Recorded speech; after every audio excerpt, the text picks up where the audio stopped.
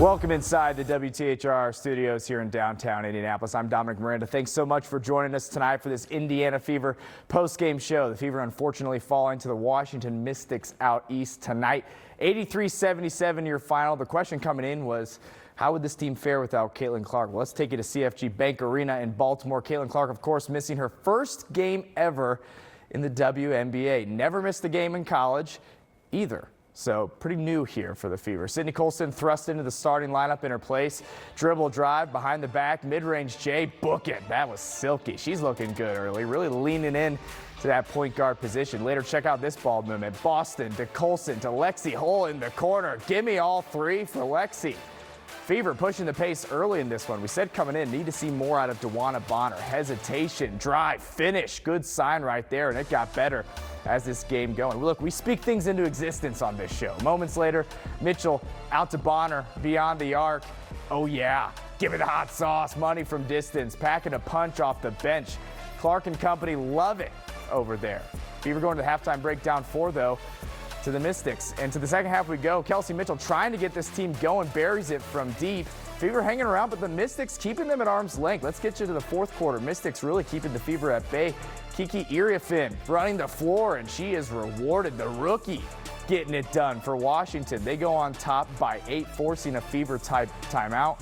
That was really the story. Primarily in the second half, the Fever unable to get this thing within striking distance. Every time Indiana making some noise, the Mystics were right there to stymie the run.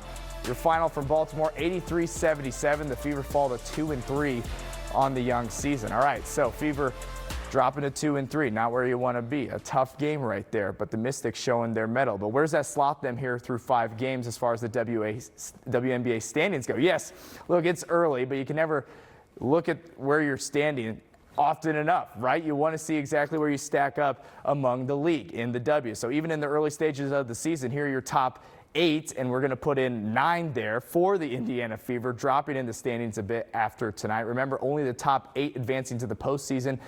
Fever sitting 9th. Again, very, very early on in the season, a lot of tight-knit group there. Minnesota Lynx looking really good. The New York Liberty looking really good. The Fever pushing them to the brink over the weekend. So way too early. Don't sound the alarm bells, but the Fever 2-3 here on the season. The Mystics jumping up there in the standings as well with the win tonight. All right, as you know, we do our Fever Minute, 3 keys to victory ahead of every game on our air or on WALV, and we gave you 3 keys to victory tonight. So now it's time for the report card. Red pen is out.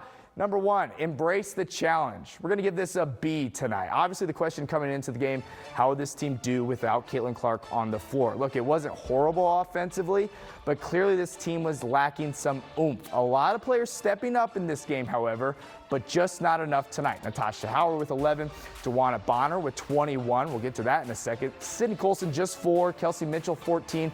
Aaliyah Boston far too quiet tonight, just 10.7 boards in this one.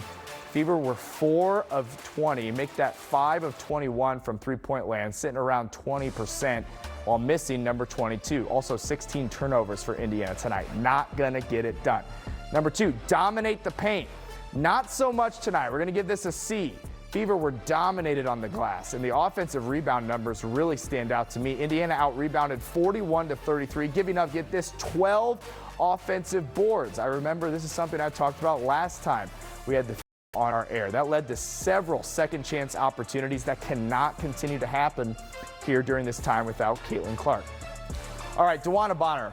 Wanted to see a breakout performance from her. That's number 3, a Bonner breakout here. We're going to give this one an A. 21 points off the bench tonight. She had 9 in the first half. You felt her start to get going, felt her in a groove, ended with 21, including a 3 at the horn. Not consequential, but it's really good to see DeWanna Bonner figuring some things out. She looked far more comfortable out there, more active out there. And look, a confident DeWanna Bonner is exactly what this Fever team needs to be the team they want to be. A good sign, no doubt, for Bonner despite the loss. 21 points to lead the Fever tonight. Don't forget, WTHR is your local TV home of the Fever. We're airing 15 more games during the Fever's regular season. Next up, Tuesday's game against the Washington Mystics. That's a home game for the Fever with a tip at 7 o'clock. If you can't make it to Gamebridge, tune in to Meet TV, channel 13.3. If you're not sure how to find that channel, just scan the QR code on your screen or head on over to WTHR.com/Fever. We got all you need to know right there. Caitlin Clark effect missing in tonight's game. She recovers from a quad strain. The Fever telling us she'll be out for at least 2 more weeks, meaning she won't be on the court for these upcoming games. 2 home games against the Sun and the Mystics and a road game against the Sky. Rumor has it, ticket prices dropping nearly 70% with her absence. So not good, not what you want to see there. Hopefully those are the only games that she's absent for. It's the first time Clark's been out since joining the Fever last year. In fact, she never missed a game in college either. You heard me say it off the top. But head coach Stephanie White says the team is taking this as an opportunity for the entire roster to grow. You heard it ahead of this game. She's sticking by that message. Injuries, even though they stink, can often be a blessing in disguise because other players get opportunities to step up. You can continue to build depth and versatility, and oftentimes it pays dividends down the road. Stephanie White said this is also a good opportunity for Caitlin Clark to get a different perspective. You saw her very involved tonight on the sideline. It's a really good opportunity for her as well.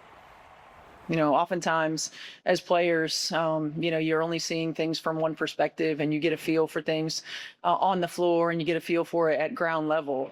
And then when you're forced to sort of sit back and be on the sideline for a while, there are some things that you can see that you might not have noticed in live action. And so I think it gives Caitlin an opportunity to look at it a little bit more from a coach's perspective.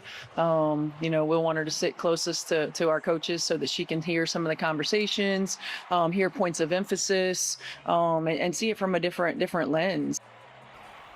No question about it. Very valuable right there. Let's finish with this tonight. The Fever just introduced Fever Fridays. What's that, Dom? Well, every Friday home game, they're asking Fever fans to raise their flags.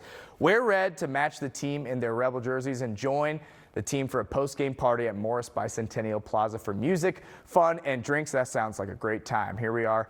Here are all the Fever Friday Fever dates to write down. First up this Friday against the Sun, July 11th against the Dream, August 15th against the Mystics, the 22nd against the Lynx, and September 5th against the Sky. That's going to do it for our Fever post-game show. Thank you so much for stopping by and joining us here at WTHR. Make sure to join us tonight at 11 for a full recap and post-game reaction. We'll see you next time.